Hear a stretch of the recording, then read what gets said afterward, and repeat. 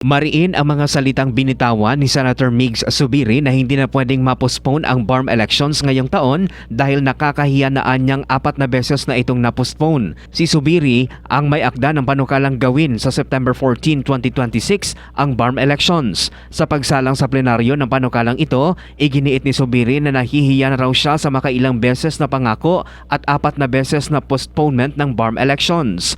Nakasaad din sa panukala na 3 taon ang magiging termino ng unang regular BTA Parliament members. Ibig sabihin, hindi isasabay sa 2028 elections ang ikalawang eleksyon sa BARM kundi tatapusin muna ang 3 taong termino ng first regular parliament.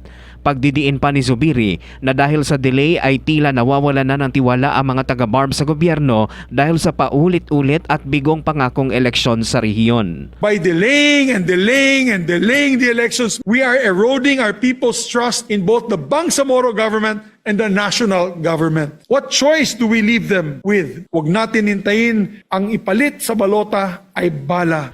Mark Atenitay ko, NTBC, Bida Balita.